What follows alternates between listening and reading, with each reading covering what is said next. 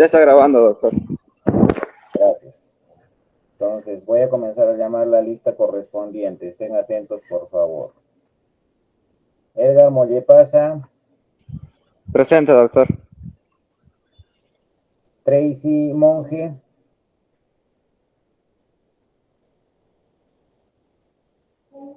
Tracy Monge, ausente. Diana Montes, Presente, doctor. Buenas noches. buenas noches. Patrick Montoya, Presente, doctor. Buenas noches. buenas noches. Miguel Monzón, Presente, doctor. Buenas noches. buenas noches. Adriana Morrón, Presente, doctor. Buenas noches. buenas noches. Miguel Ochante,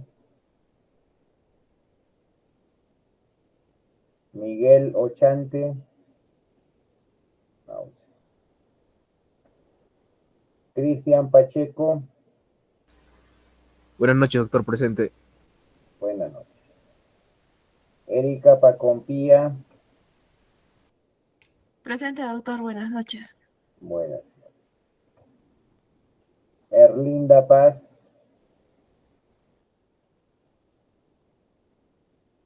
Erlinda Paz, Presente, doctor. buenas noches. Carolina Pérez,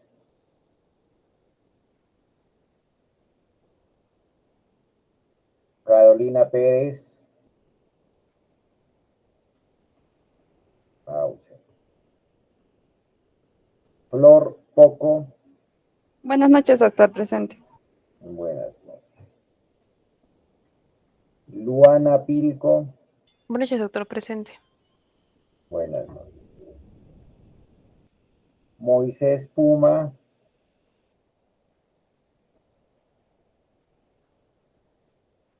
Moisés Puma, está respondiéndome con el chat, presente, correcto. Javier Quispe, Buenas noches, doctor, presente. buenas noches. Yamilet Quispe, Buenas noches, doctor, presente. buenas noches. Joel Quispe, Buenas noches, doctor. Presente. buenas noches. Catherine Quispe, Buenas noches, doctor. Presente. buenas noches. José Quispe, Buenas noches, doctor. Presente. buenas noches. Wendy Ramos, Buenas noches, doctor. Presente. buenas noches. Kevin Ramos, Buenas noches, doctor. Presente. buenas noches. A ver, los que estaban ausentes capaz han llegado. Tracy Monge, no ha llegado. Miguel Ochante, tampoco. Carolina Pérez, Presente, doctor. Buenas noches. buenas noches. Listo. Bien, entonces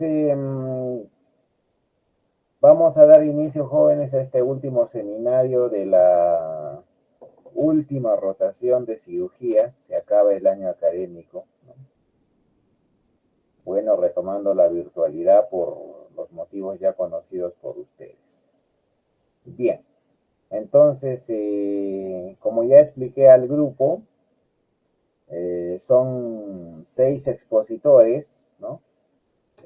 Cada expositor tiene un tiempo promedio de 7 a 8 minutos para poder realizar su exposición, ¿ya? 7 a 8 minutos en promedio. Y al final de la exposición viene todo lo que es la sesión de preguntas, donde lógicamente pueden preguntar los asistentes. Yo también puedo preguntar, lógicamente, tanto a los asistentes como a los expositores, por si acaso. Así que estén atentos. Bueno, sin más preámbulo, damos pase al grupo. Pueden comenzar la exposición.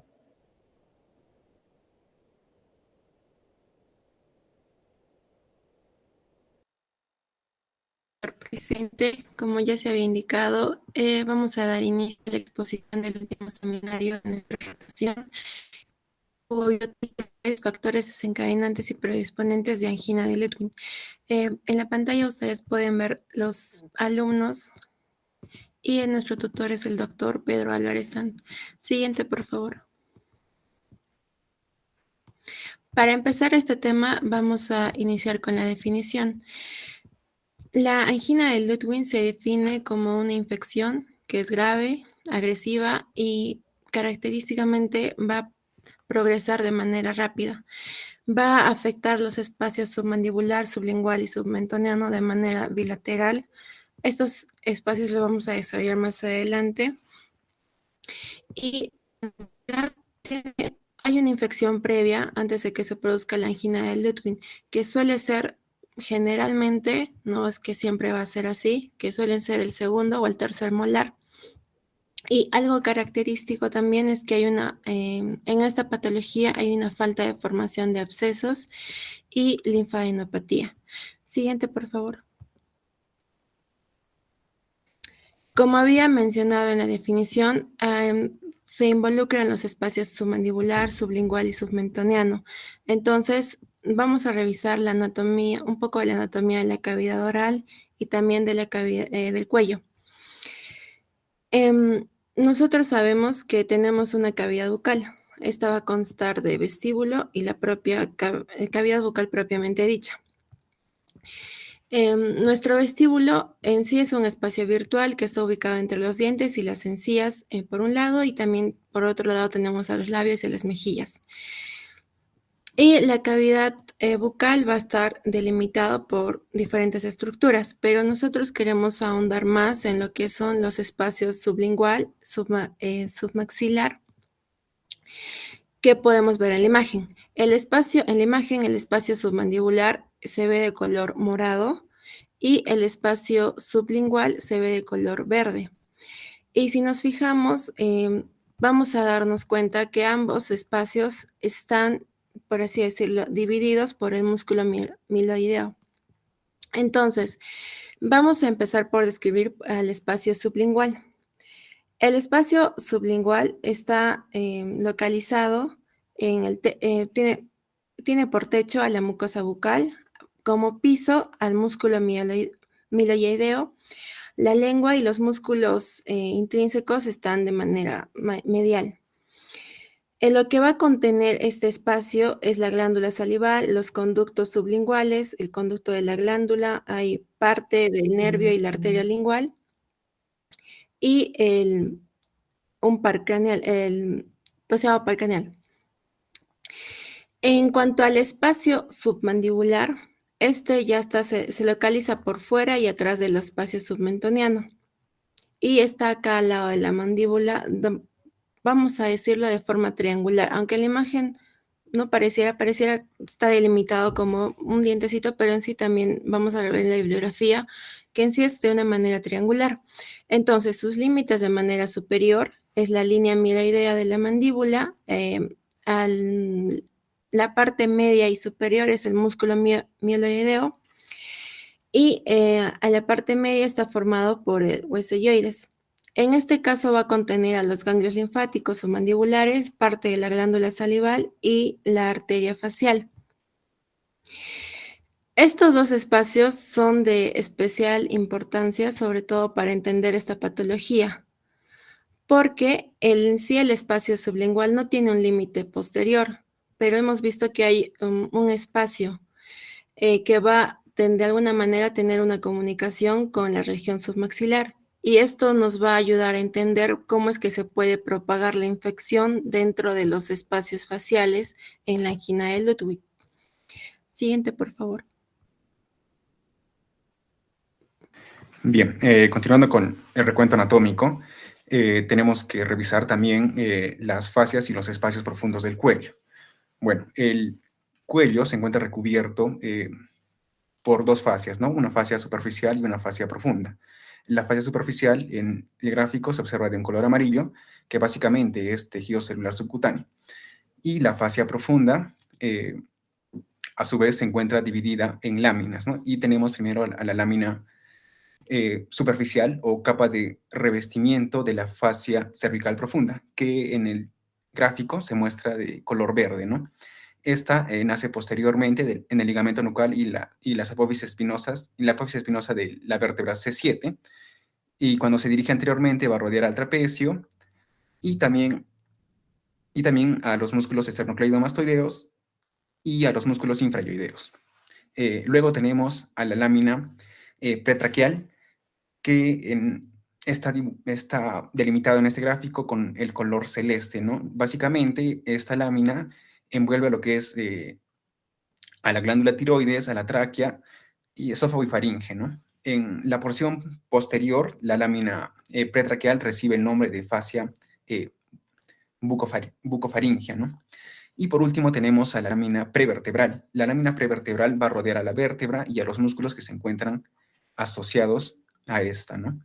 Entonces, al igual que la lámina superficial, también nacen del ligamento nucal y cuando se dirigen anteriormente, se van a insertar en lo que es las apófisis transversas de las vértebras, ¿no? Y también en el cuerpo vertebral. También tenemos a lo que es la fascia alar, que en nuestro dibujo, en nuestros dibujos se encuentra representado, exacto, marcado por el color rojo, ¿no? Se encuentra entre la lámina prevertebral y la fascia bucofaringia, ¿no? Entonces, estas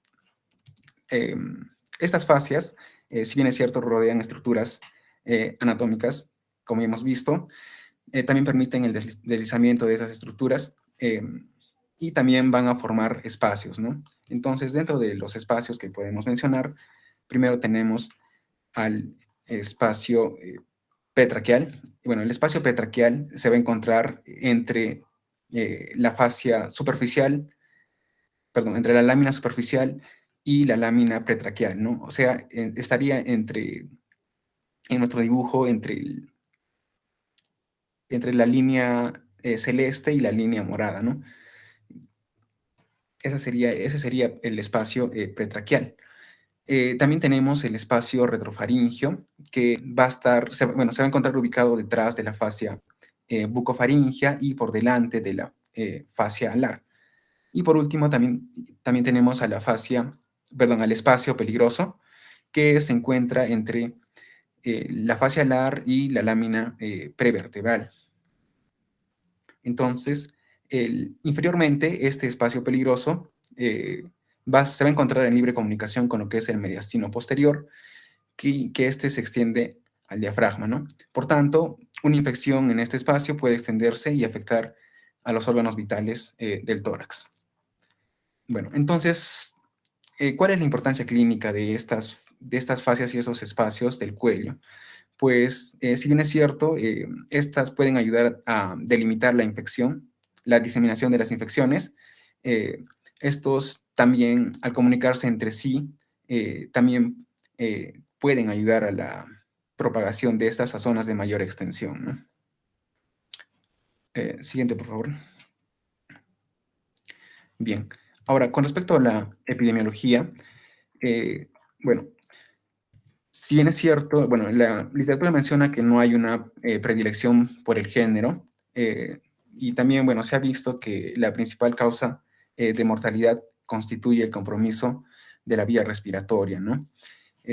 Bueno, antes del desarrollo de los antibióticos, pues se menciona que la mortalidad superaba el 50%, y ya después se ha visto que con el manejo rápido de las vías aéreas, junto con la terapia de antibióticos, el estudio de imágenes avanzado y procedimientos quirúrgicos han logrado reducir la mortalidad de la angina de Ludwig alrededor del 8%, ¿no?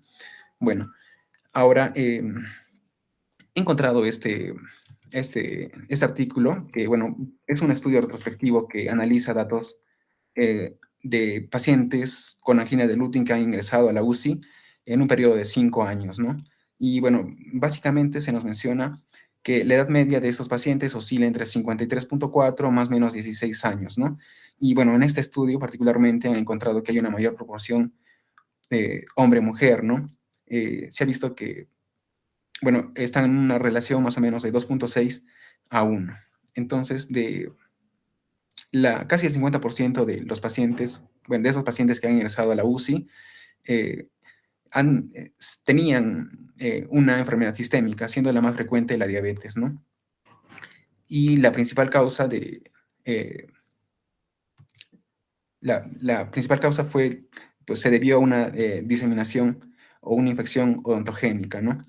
Y bueno, también se menciona que el principal compromiso de esta patología de la angina de Ludwig observado en estos pacientes es el absceso cervical, ¿no? Se ha observado esto en el 79.3% de los pacientes. Y 28 de los 29 pacientes, es decir, un 96%, han requerido ventilación mecánica, ¿no? Y gran parte de estos ha sido una ventilación invasiva, ¿no? Que requirió intubación, te los menciono. Y bueno, por último, la tasa de mortalidad global en este estudio, pues, nos menciona que es de 10.3%. Siguiente, por favor. Bueno, en lo que respecta a su fisiopatología y a su patogenia, debemos saber que la angina de Ludwig tiene un origen principalmente odontogénico. Generalmente en el 70-90% de los casos, aunque también puede darse por un traumatismo oral, una ruptura de la mucosa o la presencia de cuerpos extraños como son los piercings. Una vez que se origina, generalmente odontogénico, en este caso lo más común es que sea de los molares, del segundo o tercer molar inferiores, ya que estos tienen sus raíces en contacto con la fascia del músculo miloioideo. Y se va a diseminar hacia los espacios submandibular y sublingual por medio de la continuidad de los tejidos, a diferencia de otras enfermedades que pueden diseminarse por vía linfática. Se disemina hacia el espacio submandibular o hacia el espacio sublingual o hacia ambos simultáneamente. Y va a evolucionar rápidamente al pasar después al espacio submentoniano. Del espacio submentoniano llega a alcanzar el espacio parafaringio y va a descender por el cuello hasta llegar a la glotis. En la glotis va a producir un edema. Este edema va a hacer que el paciente tenga dificultad para deglutir y para abrir la boca. Esta dificultad de por sí va a llevar a que el paciente haga mayor esfuerzo y gracias a la hinchación, además, la lengua va a quedar comprimida contra el paladar blando. Estos son los dos principales mecanismos de daño: la obstrucción oral causada por la compresión de la lengua contra el paladar y el edema de la glotis. Van a desencadenar una obstrucción respiratoria, que es el principal factor de letalidad del cuadro. Y en los casos más graves, la angina de Ludwig puede pasar desde el cuello hasta el mediastino, originando un dolor en el pecho. Y es de ahí de donde obtiene su nombre o donde fue nombrado inicialmente como angina. Por eso se llama angina de Ludwig, aunque no siempre va a llegar al mediastino. Siguiente, por favor. En lo que refiere a patogenia, bueno, debemos saber que las infecciones del espacio profundo del cuello en general se asocian a una bacteriología polimicrobiana, que puede incluir bacterias aerobias, microaerófilas y anaerobias. En el caso de la angina de Ludwig, se ha visto que los principales gérmenes son el Streptococcus viridans y el Staphylococcus aureus, aunque también se ha visto la presencia de otros gérmenes, otras bacterias como Klebsiella, Neisseria, E. coli, Pseudomonas, Haemophilus influenzae y otros microorganismos también anaerobios. En cuanto a sus dos principales agentes etiológicos, vamos a destacar que el Streptococcus viridans se refiere en sí no solo a una bacteria, sino a un grupo heterogéneo de bacterias que son anaerobias facultativas y en su mayoría son alfa-hemolíticas. Y por lo general forman parte de la flora normal de la mucosa oral, respiratoria y gastrointestinal en todos los mamíferos. Y en el caso de las mujeres también del tracto genital. Al ser un estreptococo, va a poseer las características propias de la especie. Es decir, que van a ser cocos gram positivos, que se asocian en parejas o en cadenas y que son catalasa negativos y que fermentan la glucosa produciendo ácido láctico. Bueno, Un dato curioso es que de su nombre deriva en sí del latín viridis, que significa verde, porque producen en su mayoría pequeñas colonias en el agar sangre, que se rodean de un halo verde, que se origina de la hemólisis por destrucción incompleta, lo que se le conoce como hemólisis tipo alfa. En cuanto a su mecanismo de daño, se consideran en general patógenos de muy poca virulencia. Sin embargo, se sabe que pueden llegar a activar el complemento e inducir a la producción de factores de necrosis tumoral, la producción de interleucinas 1, 2 y 6, de interferón G y de óxido nítrico. Y respecto al Staphylococcus aureus, bueno, el Staphylococcus aureus es un germen mucho más conocido. Es una bacteria que está clasificada en el grupo de los cocos gram positivos, se agrupa en racimos y es beta hemolítico. Además, es catalasa y coagulasa positivo. Este germen va a estar presente en la flora normal de los seres humanos, encontrándose principalmente en la piel, la región nasofaringea, en los pliegues inguinales y en los pliegues axilares.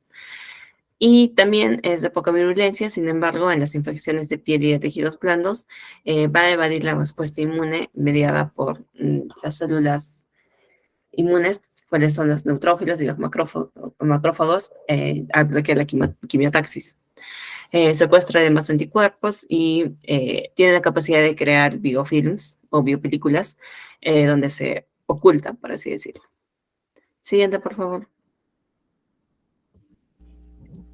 Bueno, ahora vamos a hablar acerca de los factores de riesgo. Como ya se ha mencionado anteriormente, mi compañera dijo que la angina de Ludwig tenía un origen odontogénico principalmente, y es por eso que vamos a decir que dentro de los factores de riesgo, las infecciones de foco odontogénico van a representar del 70 al 90 de los casos de los pacientes que van a tener, ¿no?, esta enfermedad.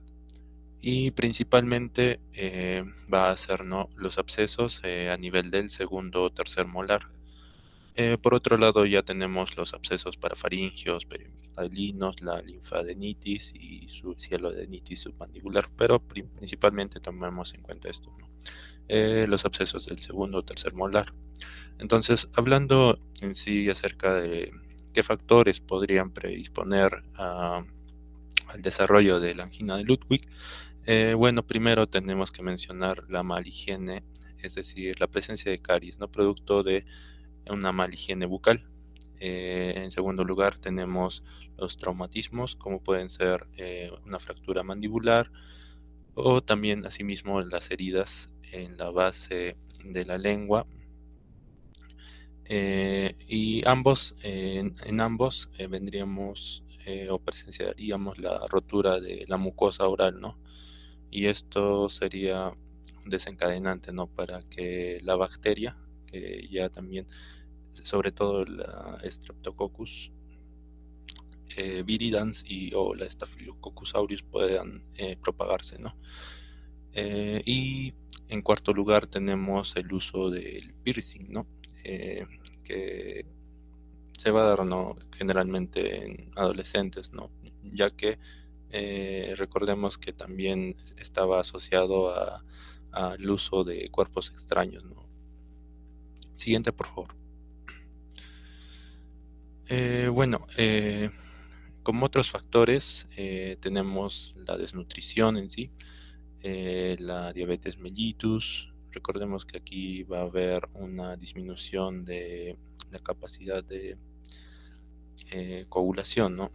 O sea, las heridas van a cicatrizar con lentitud a comparación de una persona normal. Esto también por eso es considerado un factor de riesgo. También el alcoholismo y la inmunosupresión, como en el caso de las personas que tienen VIH o están con un tratamiento con corticoides, ¿no? Y nuevamente mencionar que si hablamos de los agentes que pueden o están comúnmente asociados, en primer lugar vamos a tener al Streptococcus viridans, siendo el responsable, bueno, como vemos ahí, el porcentaje 40.9% de los casos. En segundo lugar tenemos al Staphylococcus aureus y en tercer lugar al Staphylococcus epidermidis. Esto de acuerdo a un estudio que se hizo para ver qué germen se encontraba asociado a la infección que terminaba o estaba asociada a esta enfermedad. Siguiente, por favor. En cuanto a las manifestaciones clínicas, el aspecto clínico que va a delimitar esta patología, ¿no?, es el cuello de toro, en el cual va a haber una mayor plenitud de lo que sería el área submentoniana y va a haber consigo pérdida de la definición del ángulo mandibular, ¿no? Ahora, al examen físico, los síntomas específicos pues van a ser un dolor a la palpación submental y submandibular, así como también va a haber protrusión de lo que sería la lengua, va a haber elevación del suelo de la boca, y también algo característico es el trismo, ¿no?, que ya va a ser una queja típica que ya nos va a indicar que estamos en una etapa avanzada de la enfermedad. Como trismo vamos a entender aquella capacidad que está limitada para poder abrir la mandíbula debido a espasmos tónicos, ¿no? Entre otras de las manifestaciones clínicas está la fiebre, hay cierta sensibilidad en los dientes que son cuando están afectados, ¿no? Y esto nos va a indicar ya que estamos en un periodo de infección, ¿no? Ha habido un periodo de infección en el espacio parafaringeo. Y también otros signos de afectación, pero ya respiratoria, sería la presencia de babeo, de disfagia, incluso de voz ronca y la propia rigidez del cuello. Siguiente, por favor. Bueno, en cuanto al diagnóstico, aparte de la evaluación clínica, también se utiliza lo que sería la tomografía de cuello con contraste intravenoso, que va a ser la modalidad de imagen más adecuada para poder evaluar sobre todo la gravedad de la infección y detectar los abscesos, ¿no? Ahora, los hallazgos en la tomografía computarizada que van a sugerir una angina de Ludwig van a incluir gas en los tejidos blandos, cúmulos de líquido, edema muscular, grasa subcutánea atenuada, pérdida de los planos grasos en el espacio subhieloideo y el engrosamiento de los tejidos blandos. Siguiente, por favor.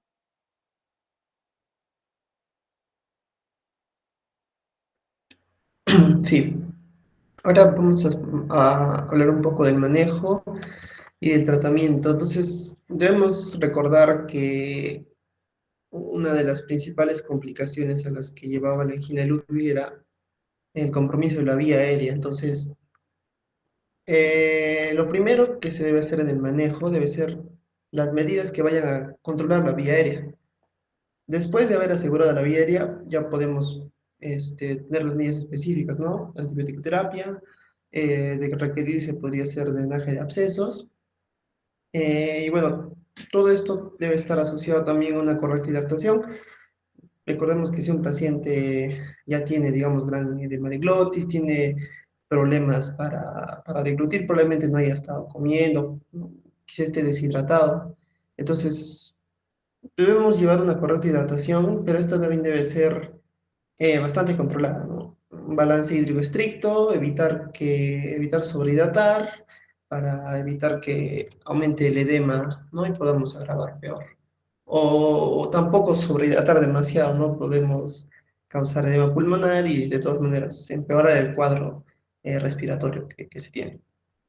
Y también es importante el manejo del dolor, sobre todo en niños, porque si un niño va a estar llorando, va a estar bastante irritable, eh, el compromiso de vía aérea que de por sí ya lo tiene y que no le permite una adecuada respiración, pues puede empeorar, ¿no? Con el llanto. Entonces, como ya mencionamos, el manejo de la vía aérea es lo primero que se debe tomar en cuenta porque es la principal causa de mortalidad, la obstrucción. Podría darse oxígeno, digamos, si no hubiera un gran compromiso de la vía aérea, pero por lo general, como ya hemos visto, gran parte de los pacientes ya requieren un manejo avanzado con intubación, ¿no es cierto? Entonces, por lo general ya llegan pacientes más graves, ¿no? Que ya tienen una gran inflamación, presentan signos de no estar oxigenando bien, ¿no? Van a estar con disnea, estridor y ya pues en estadios más graves ya van a estar cianóticos. Entonces, es necesaria la intubación. Conocemos distintos métodos de intubación. La que hemos visto probablemente la mayoría de nosotros ha sido la laringoscopia directa, ¿no? En este caso no se prefiere esa, se prefiere la que está aquí, que es la intubación nasal u oral con fibra óptica flexible, porque recordemos que el gran edema que hay, digamos, no permite una adecuada colocación del tubo endotraqueal. Entonces, con esta fibra óptica flexible es mucho más fácil, ¿no? Es el método preferido. Por lo general se hace con el paciente despierto, se hace en posición sentada y obviamente tenemos que hiperextender un poco el cuello, ¿no? Para de alguna manera permeabilizar mejor la vía aérea. Una vez que se le haya sedado, obviamente vamos a poner anestesia, ¿no? En el tubo para que no le genere molestias y una vez que ya está intubado, se le mantiene sedado. Aquí les he traído un video para que más o menos veamos cómo es esta intubación. A ver, esperamos un ratito.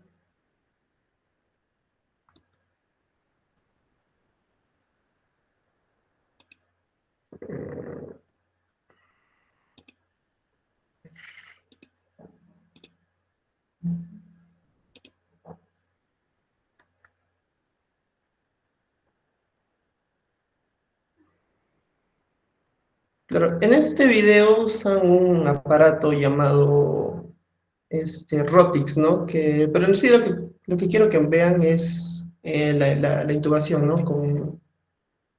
Con la fibroscopía, con el fibroscopio con flexible.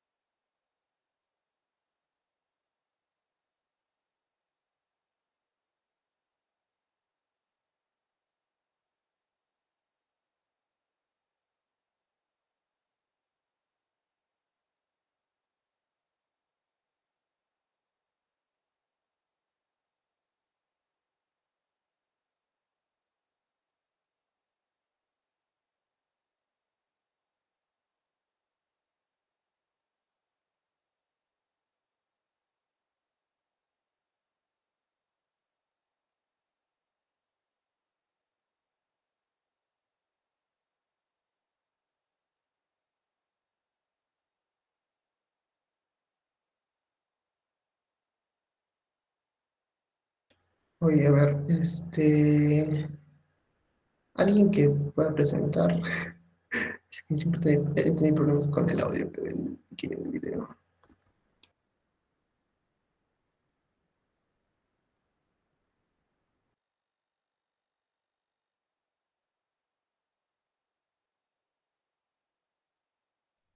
Tienes que presentarla por ventana.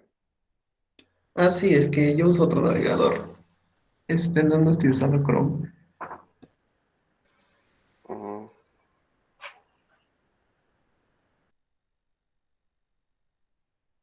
Puedes presentarlo, Edgar.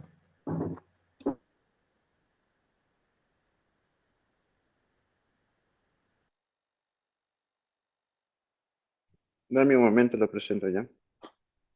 A ver, sí, sí, por favor. Porque más o menos se explica lo que les estaba diciendo.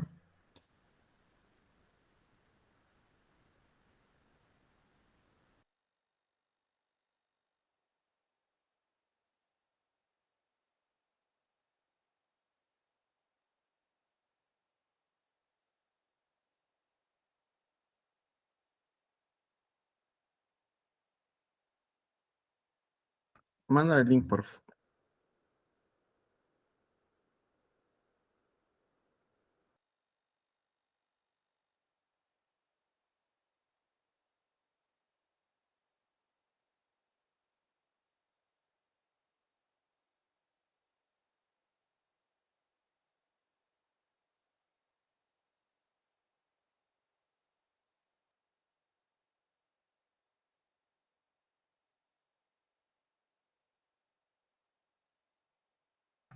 Yo estoy compartiendo.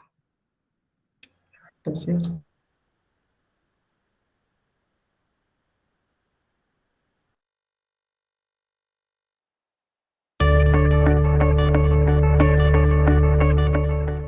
La cánula Rotix está diseñada para la realización de fibroscopia vía oral. Se encuentra disponible en 3 tamaños. Presentamos un caso clínico de un paciente con antecedentes de vía aérea difícil en el que se planea realización de fibroscopia oral con paciente despierto.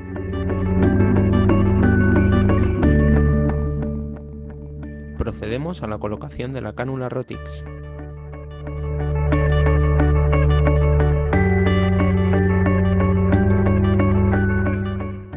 Previamente hemos anestesiado la cavidad bucal y orofaringe del paciente con puffs de silocaína al 10%.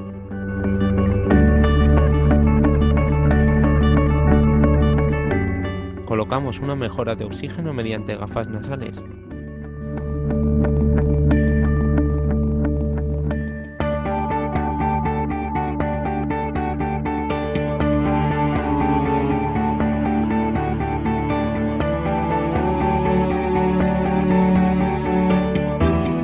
Procedemos a realizar la fibroscopia a través de la cánula Rotix.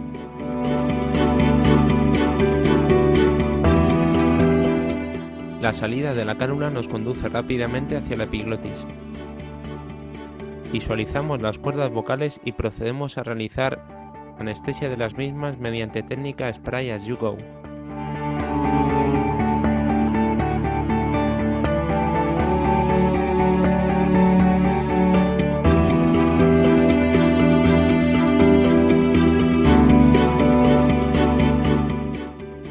Introducimos un catéter epidural a través del canal de trabajo del fibrobroncoscopio y administraremos lidocaína al 2%.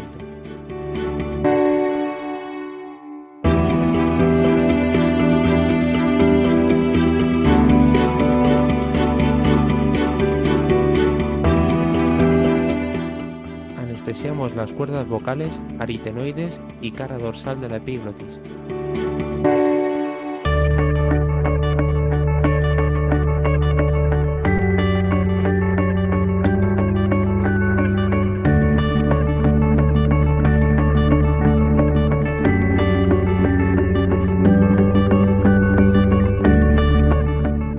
Introducimos el catéter epidural a través de las cuerdas vocales intentando anestesiar toda la tráquea.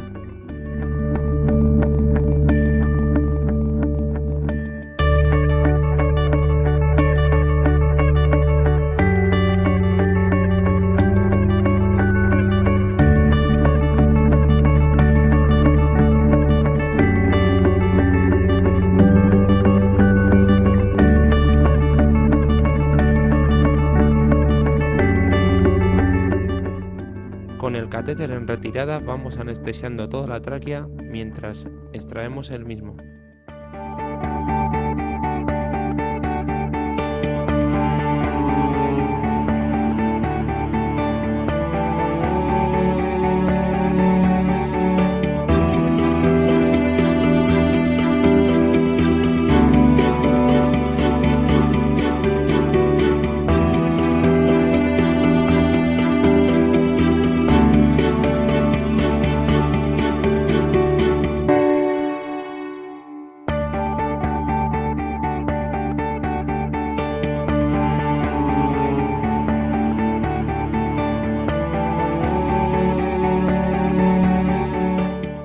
Intentamos mantener las cuerdas vocales bajo visión mientras hace efecto el anestésico local.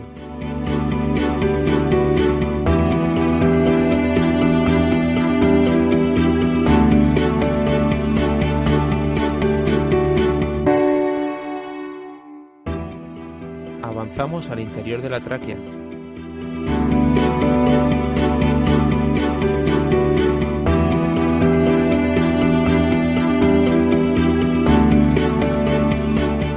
Visualizamos carina y mantenemos esta en posición.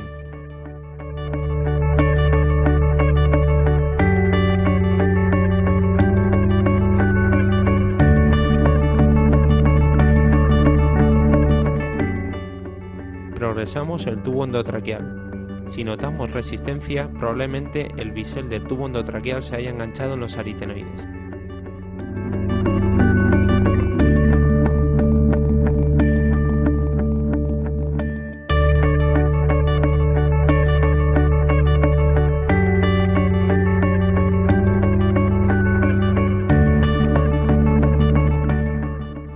El problema se solventa con retirada del tubo endotraqueal y rotación.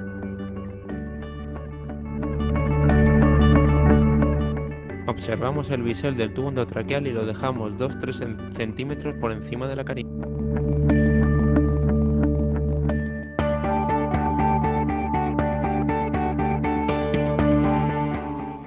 Inflamos el balón de neumotaponamiento del tubo endotraqueal.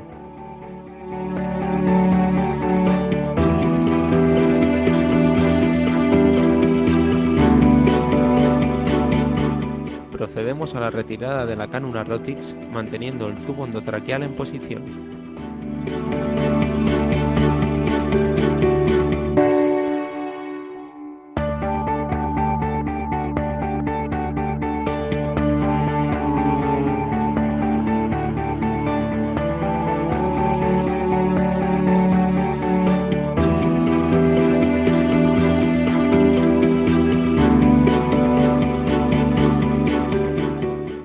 Conectamos al paciente a ventilación mecánica y procedemos a la fijación del tubo endotraqueal.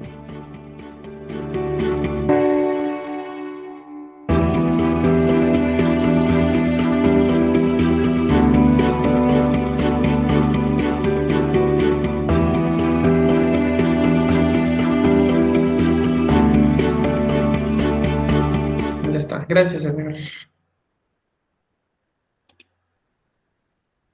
A ver, seguiremos.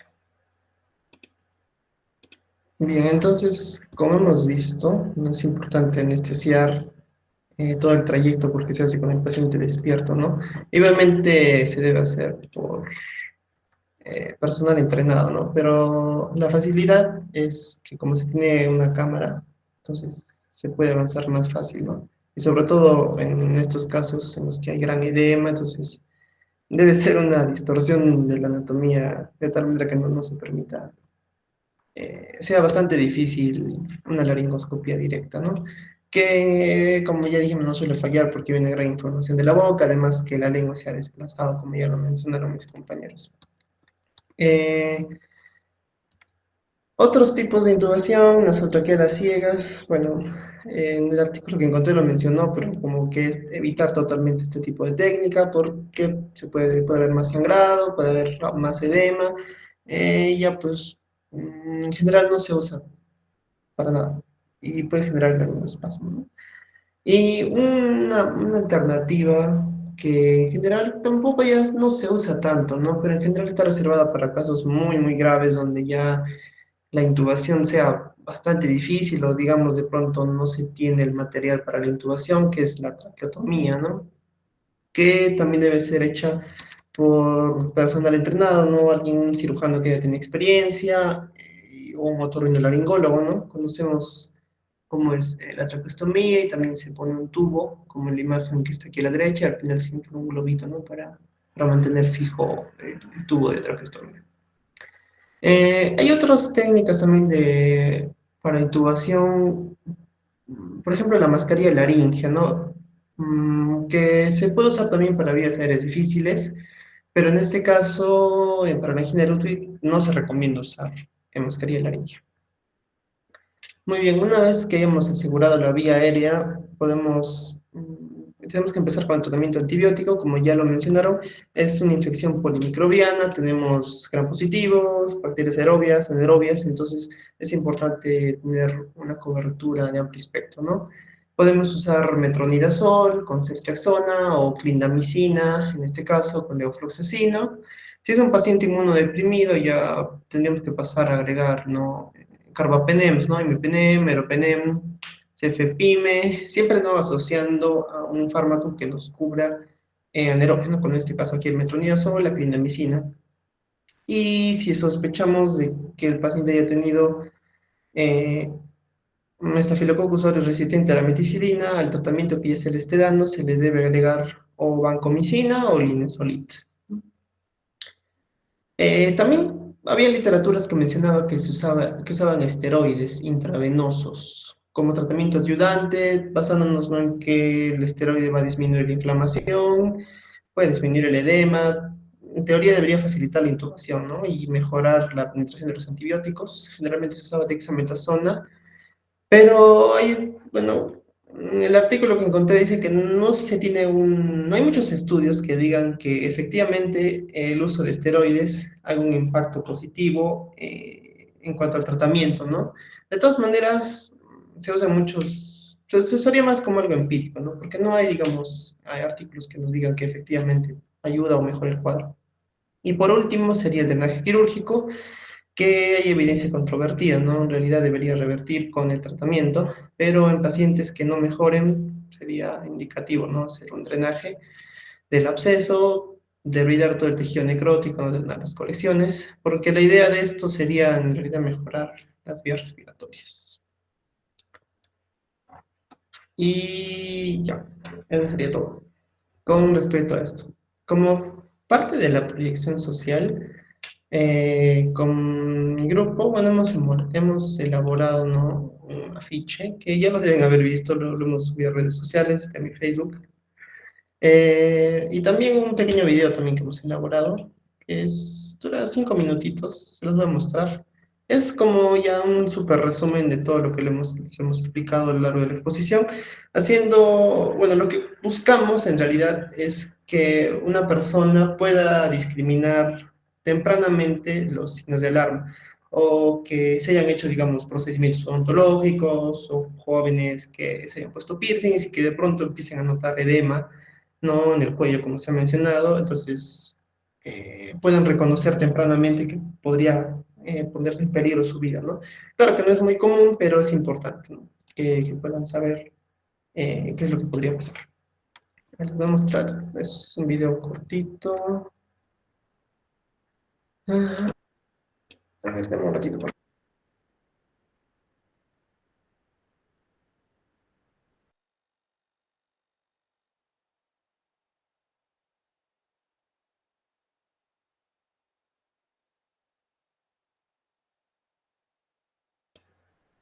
No sé si me puedes ayudar, Edgar, por favor. Es que... Sí, pero Sí, tendrías ya que te paso el link. Ahí está, por favor.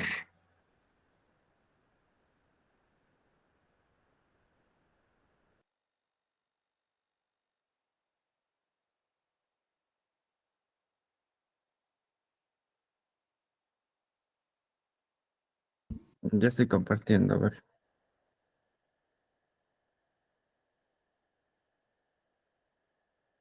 Voy a reproducir la mano.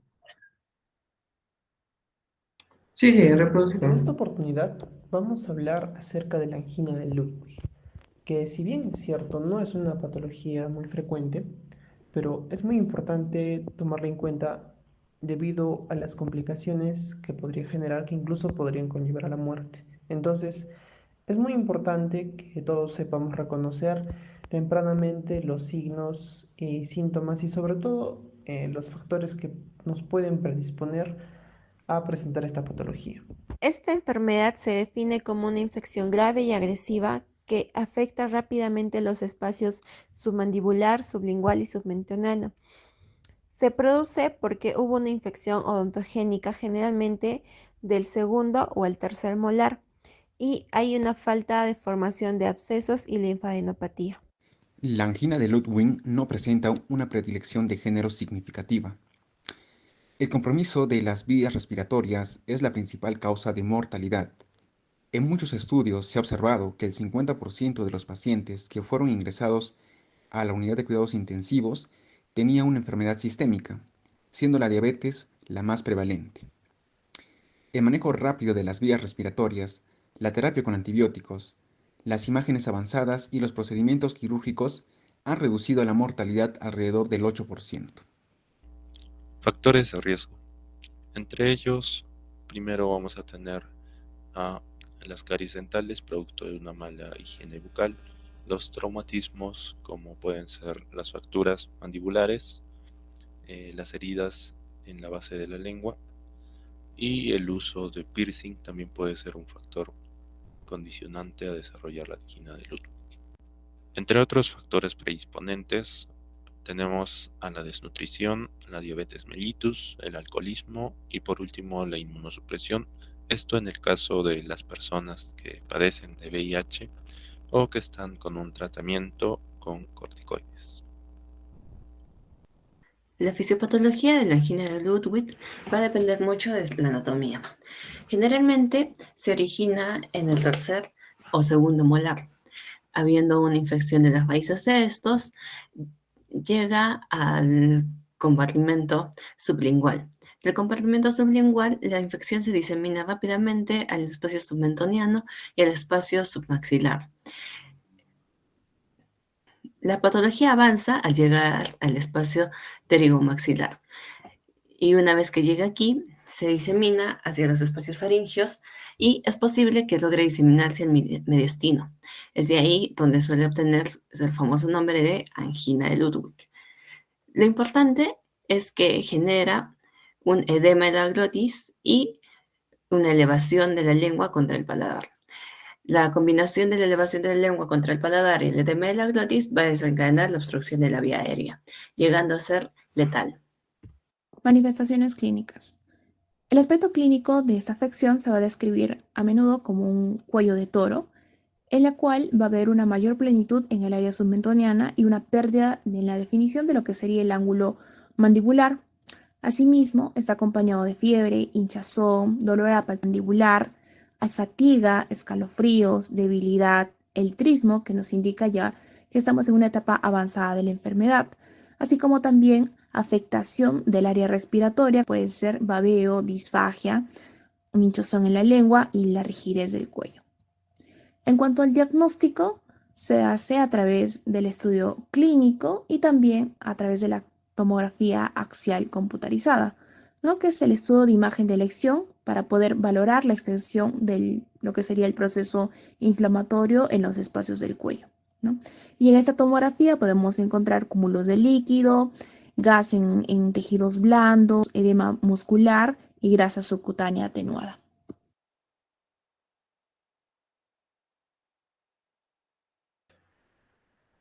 Bueno, eso ha sido todo. Gracias por su atención. Muy bien, agradecemos la exposición preparada por sus compañeros, ¿no? Es cierto, esta es una patología poco frecuente, ¿no?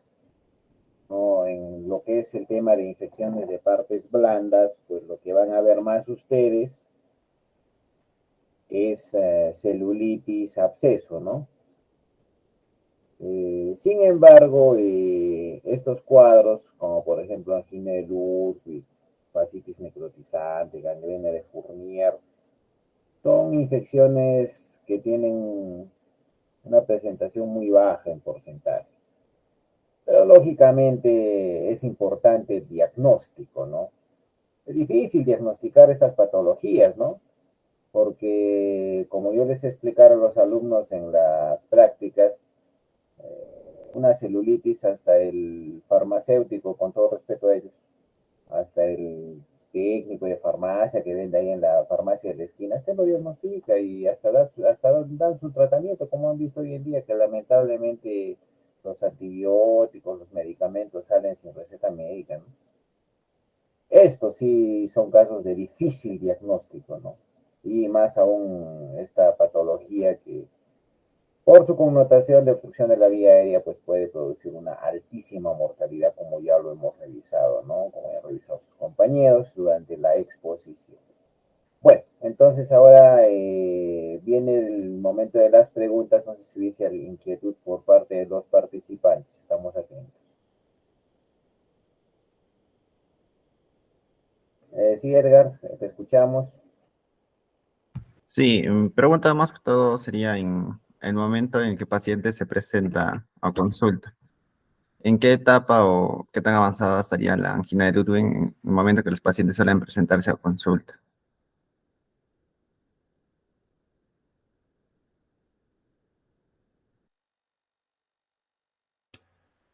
Ya, mira, yo creo que depende.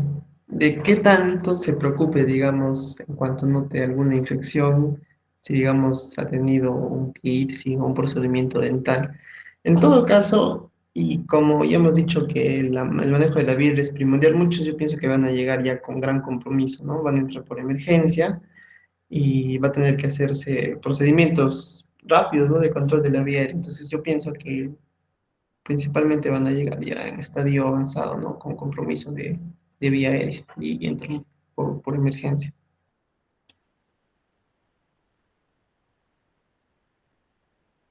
¿Alguna otra pregunta?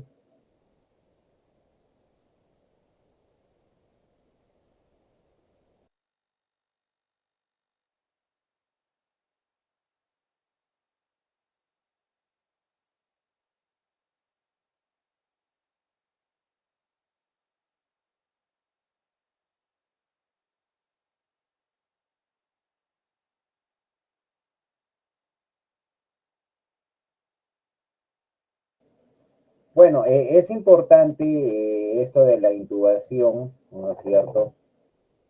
Eh, Cuando ya se presenta una situación grave de esta situación, ¿no? De esta patología, perdón. A ver, Joel, ¿me escuchas?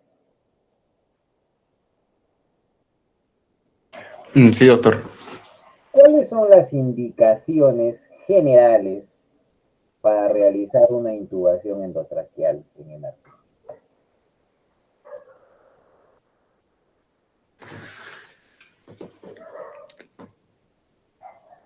Doctor, eh, indicaciones generales para realizar una intubación endotraqueal. Claro, porque no es, por ejemplo, viene el paciente, doctor, no puedo respirar, intúbeme.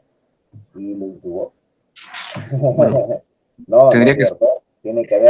Tengo que hacer una evaluación del paciente y tienen que haber algunos parámetros que me indiquen que yo tengo que intubar al paciente. No, por ejemplo, tú intubarías a un paciente con frecuencia respiratoria 21 por minuto. Está taquipneico, no.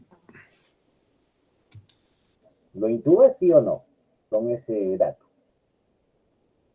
No, doctor. Ya está. Entonces, eso es lo que te pregunto. Con cuáles son las indicaciones, ¿no? ¿De qué parámetros tomo en cuenta para poder intubar un paciente? Bueno, principalmente sería, ¿no?, la dificultad respiratoria, pero grave, ¿no? Tendría que ser.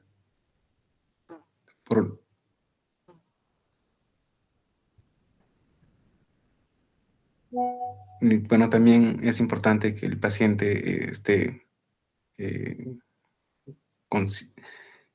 consciente, ¿no? O sea, que tenga un Glasgow. Bueno, o sea, que el Glasgow esté bajo, perdón.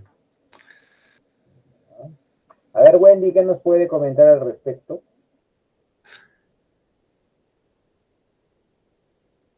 Sí, doctor. De igual manera, ¿no? Que donde intubaríamos cuando en la persona hay dificultad respiratoria, ¿no? No se encuentra consciente. em, Cuando propiamente hay una obstrucción de la vía aérea. ¿Sí? Eh,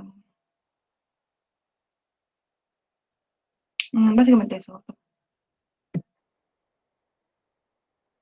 Bien, es importante pues que eso lo revisen en anestesiología, ¿no? Pero en líneas generales, un paciente debe ser intubado cuando tiene frecuencia respiratoria más de 30 por minuto, ¿no? El Glasgow está 8 o por debajo, ¿no es cierto? Eso especialmente para pacientes tequiados, ¿no? Que han sufrido daño neurológico, TEC, ¿no? Y están con el Glasgow de 8 para abajo, también tengo que intubarlo, ¿no? Por eso digo indicaciones generales de una intubación, ¿no? Lógicamente un paciente con angina de Ludwig no es un paciente que me va a venir tequeado, ¿no? Pero sí, en él manejo la frecuencia respiratoria más de 30, ¿no? Si he tomado unos gases arteriales, una presión de oxígeno menor de 60, ¿no es cierto? La obstrucción de la vía aérea que me están diciendo, ¿no? el Glasgow, pues, que estoy repitiendo en los pacientes tequiados, no es de que simplemente uno al ojo dice, hay que intubarlo, ¿no? Entonces, eso es importante, ¿no? Eso es importante conocer. El video muy bonito de la intubación con fibroendoscopio, ¿no es cierto? Muy bonito el video, nada más que no realista para nuestra situación. No van a hacer eso ustedes cuando estén en su presupuesto de salud. No lo he visto todavía en hospitales. Sí, sí emplean el fibroendoscopio en casos especiales en nuestro medio, ¿no? Cuando vamos a operar a un paciente y la intubación es difícil, pues es cierto, en el Hospital Nacional, en el de mayor nivel en Arequipa, hacen la intubación guiado por fibroendoscopio, ¿no? Pero lo que normalmente se hace es la intubación con el laringoscopio rígido, ¿no? Lo clásico, ¿no? Así es. Me hubiese gustado también que coloquen un video al respecto, ¿no? Pero sí estaba bonito ese video de fibroendoscopio, ¿no? La modernidad, ¿no? Pero lamentablemente, pues, no hay... Es difícil encontrar esas circunstancias, esa logística en nuestro medio, ¿no? Lamentablemente, pues, nuestros padres de la patria tienen a la salud al final del coche, ¿no? En fin. Yamilet, ¿me escuchas? Sí, doctor. ¿Qué tal? Y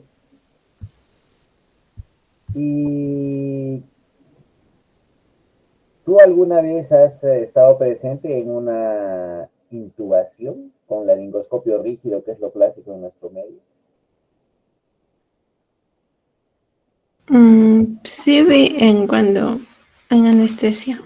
Ya, muy En bien. anestesia. Cuando iba en Ya, anestesia a un paciente. ya. En el centro de simulación que tenemos en la UNSA, probablemente en el curso de procedimientos quirúrgicos, primeros auxilios, ¿han tenido la oportunidad en algún momento? No, doctor. Ya. Bueno, yo les aconsejo a los jóvenes, ¿no? Yo les aconsejo que durante su formación, es un poco difícil ahora en el pregrado, más aún que están saliendo de la pandemia, ¿no? Pero en el internado, en definitiva, sí va a haber posibilidad, ¿no es cierto? Sí va a haber posibilidad. Yo recuerdo cuando hacía el internado, sí, en la rotación de medicina era donde más nos entrenábamos en intubaciones, ¿no? En trauma shock, emergencia, ¿no? E inclusive, recuerdo en esos tiempos los maestros, ¿no? Los asistentes, a veces, lamentablemente, falleció un paciente en emergencia, trauma shock, y entonces el paciente, justo antes de que se lo lleven a la morgue o a la unidad de refrigeración, ¿no? Anatomía patológica, ahí, como se dice, en privado, ¿no?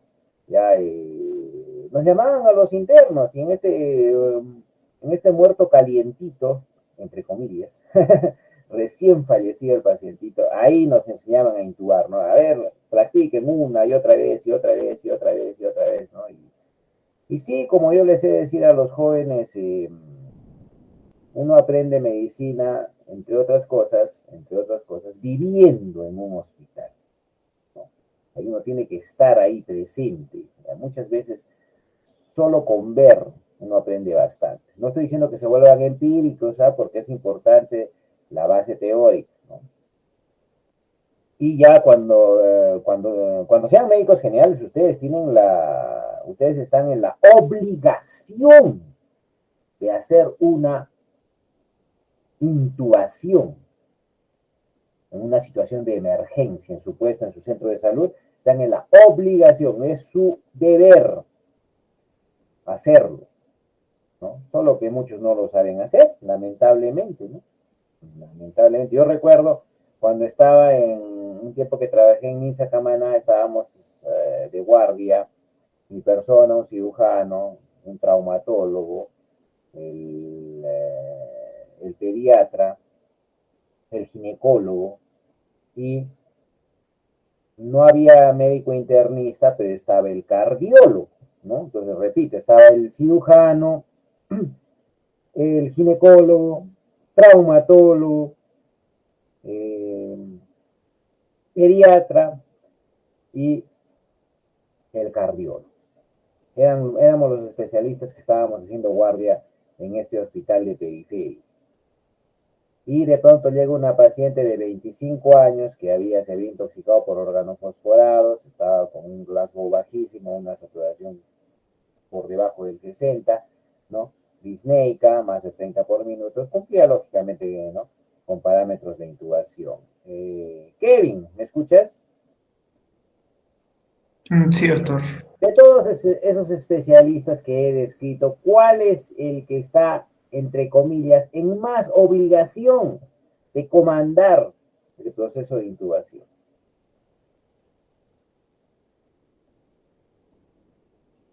El cirujano. Ya, o sea, si fuese a hacer la traqueostomía, sí, yo tenía que ir a encabezar, ¿no?, la traqueostomía. Pero la intubación, ¿quiénes son en los hospitales, quiénes son los que manejan mejor la intubación? ¿Qué especialistas, recuerdas? Bueno, a la cabeza va el anestesiólogo, ¿no? El anestesiólogo a la cabeza. Ya viene detrás el emergenciólogo, internista o cuidados intensivos, ¿no es cierto? ¿No? Porque esto es un proceso que se emplea también para lo que es el RCP, ¿no? Cuando están haciendo RCP, un paciente muy delicado. Entonces, te repito, cada cirujano, traumatólogo, ginecólogo, cardiólogo. No había internista de emergenciólogo. ¿Quién crees que le correspondía hacer el procedimiento? El cirujano, ¿no? Al cardiólogo. RCP es el especialista Cierto, clínico. cierto. Era el especialista clínico en ese momento, ¿no? Claro, si él fallaba, si él no tenía éxito, ya, pues yo tenía que entrar a tallar, hacer la traqueostomía, ¿no es cierto? Claro, si no hay otorrino, ¿quién tiene que? El cirujano, pues tiene que entrar a tallar, hacer la traqueostomía, ¿no? Y ya pues la paciente estaba delicada ahí, disneica, ya que se nos iba prácticamente, ¿no? Hablando en términos, ¿no?, de jerga. Y ya pues, de pronto el ginecólogo dijo, sí, hay que intubar a la paciente. Ahí todos nos miramos y, sí, lógico, hay que intubar, ¿no? y el cardiólogo nos miró y dijo, sí, hay que intubar a la paciente. Y no tomó la batuta, ¿no? Distinto a decir, ya, yo voy a intubar al paciente, traigan esto, el otro, ¿no? Y ya, pues nosotros un poco consternados, ¿no? Y el traumatólogo dijo, sí, hay que intubar a la paciente. Y todos decían, sí, hay que intubar a la paciente, hay que intubar. Y nadie comandaba, ¿no es cierto? Cuando en este caso quien debía comandar es el cardiólogo, ¿no? Lamentablemente no se había capacitado. Sí, así da pena, ¿no? Da pena. Por eso yo les he de decir muchas veces que para salvar la vida del paciente, ¿no?, en gran cantidad de casos, en gran porcentaje, ¿qué es lo que ayuda en ese momento? El alto nivel de conocimiento del médico. O un buen nivel, simplemente un buen nivel de conocimiento. Ese rato las buenas voluntades, discúlpenme que lo diga, y se los digo en las prácticas, la buena voluntad no es suficiente para salvar al paciente. De buenas voluntades está bien el infierno, recuérdenlo. ¿No? Por eso es que tanto se les insiste en un alto nivel académico, más aún en nuestra carrera y todo lo demás. Bueno, entonces así pues todos, hay que intubar, hay que intubar, hay que intubar. Nadie se comandaba, ¿no? Y bueno, el traumatólogo que me tenía bastante confianza, nos habíamos formado juntos, me dijo, oye, ya Pedro, tú intúbalate, si tú has rotado 2 meses por cuidados intensivos, ¿no? Entonces estás... Sí, le dije, yo he rotado 2 meses en cuidados intensivos, he intubado bastante mal. Tú también has rotado, le dije, 2 meses por cuidados intensivos, ¿no? Tú también igualito has rotado. Ya, pues bueno. Cuestión de segundos. Al final, yo la intuí. Y bueno, gracias a Dios salió la paciente. Sí, efectivamente. En ese momento, saber intubar a un paciente es la diferencia entre la vida y la muerte en esta patología, ¿no? Y también, lógicamente, si fallas, que tienes que hacer la traqueostomía, pues no, también entrénense en hacer traqueostomía. Ustedes en un centro de salud, si es que no pueden llegar a intubar, tienen que hacer la traqueostomía, lógico, tienes que hacerlo, es la única forma de salvar al paciente. En un hospital, lógicamente, no es cierto. En un hospital, pues, si ahí estamos en sala de operaciones, pues, no va a estar pues, haciendo, no va a estar, pues, no va a estar intubando, pues, ¿cómo se llama? El traumatólogo, pues, ¿no es cierto? Ahí está el anestesiólogo, él tiene que hacerlo, ¿no? Él tiene que intubar, ¿no es cierto? Si hay que hacer traqueostomía, hay otorrino, el otorrino tiene que hacer la traqueostomía, ¿no? No, yo soy cirujano, tendré el entrenamiento, todo, pero quien le corresponde por especialidad es hacer el otorrino, ¿no? En un hospital es otra cosa, ¿no? Ya disponemos de bastantes especialistas. Bueno, no sé si hubiese otra pregunta por parte de los participantes, asistentes.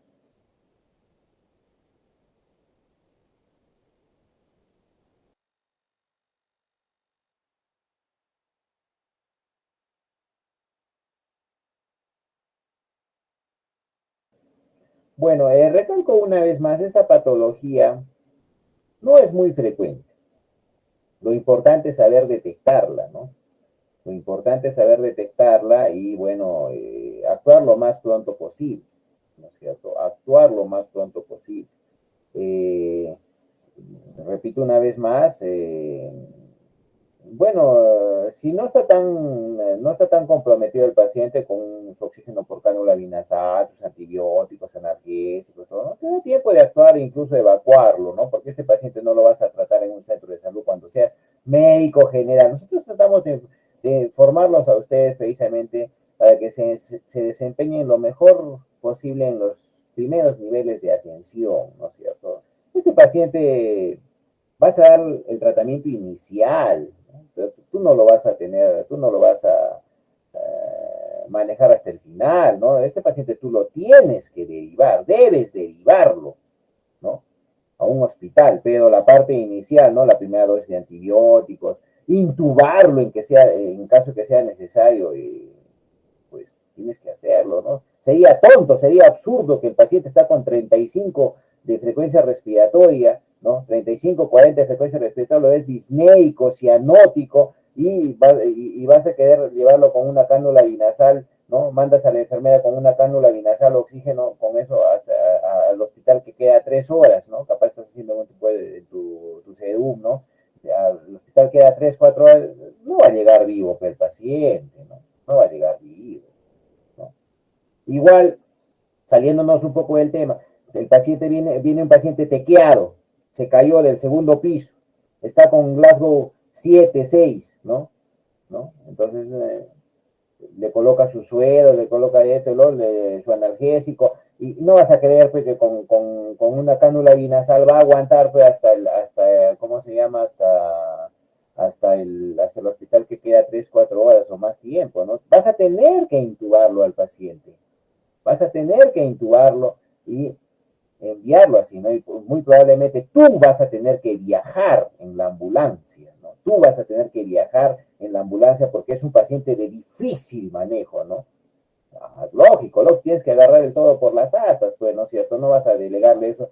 No, ustedes, cuando sean internos, van a ver que cuando vienen pacientes referidos, no transferidos de otros centros, puestos de salud, vienen acompañados del técnico, de la enfermera, de un paciente de estas características, tú vas a tener que viajar, tú vas a tener que llevarlo al paciente intubado, ¿no?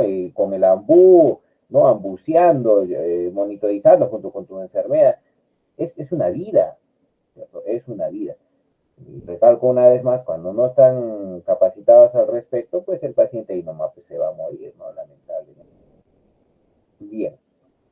Bueno, nuevamente agradezco la exposición de los jóvenes, ¿no es cierto?, encargados del seminario.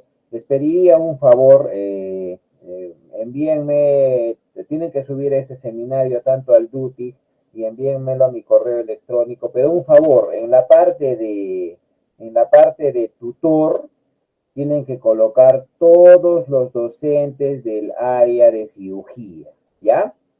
donde ponen tutores. Van a poner a mi persona, el doctor Molina, el nombre del doctor Barrera, el doctor Hugo Paredes, todos los docentes que están, que están desempeñándose en lo que es,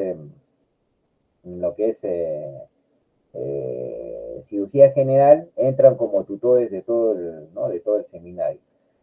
Recalco una vez más, debido a la contingencia y a la huelga, es que lo hemos hecho así. Normalmente se hacía en las tardes, ¿no? En forma presencial, ¿no? Acompañaban otros docentes, pero estamos tratando al máximo de poder ¿no? avanzar, no perjudicarlos por esta situación de la huelga, ¿no? Pero de ese modo es que hay que presentar. No sé si hubiese alguna duda más al respecto. Doctor, ¿también pasan las diapositivas o solo el documento? Sí, el documento en Word y el documento en PDF o Canva, bueno, Canva transformado a PDF, ¿no? Lo que sea pertinente, todas las diapositivas y el video más. Todas esas son evidencias, ¿no? Evidencias. Esto normalmente, para su conocimiento, bueno, quizás algunos lo saben, otros no. Esto se hace en los tiempos de presencialidad y antes de la pandemia, lo hacíamos en determinado lugar, ¿no? Por ejemplo, cuando hacíamos el seminario de hernias, un buen grupo para acoger era, por ejemplo, los estibadores de Avelino Cáceres, ¿no? Que hacen tanto esfuerzo físico, ¿no? Es un grupo social que requiere informarse muy bien acerca de, o bueno, informarse acerca de hernias, ¿no? Muchas veces ellos desconocen factores predisponentes, desencadenantes. Íbamos ahí, se hacían las exposiciones, se daban trípticos informativos, todo lo demás, porque es parte de la labor universitaria, ¿no? Hacer proyección social. Pero bueno, dada la contingencia, pues no se puede hacer. Sin embargo, en estas circunstancias se escoge, ¿no? Así, hacer un video que se puede difundir después por redes sociales y ya puede hacer esta proyección social que es parte de la actividad universitaria. Bueno, agradezco su atención y bueno, eso sería todo por hoy. Muchas gracias, Edgar. Ya después me pasas la grabación. Y eso sería todo. Ya por si acaso he considerado a sus compañeros que habían llegado un poco tarde, sí, ya consideré a Tracy, a Miguel, prácticamente todos están presentes, no hay ningún inconveniente. Listo, eso sería todo por mi parte, gracias y buenas noches. Hasta luego, doctor. Hasta luego, doctor. Hasta luego, doctor. Hasta luego, doctor. Gracias. Hasta luego, nos vemos. Hasta luego, doctor.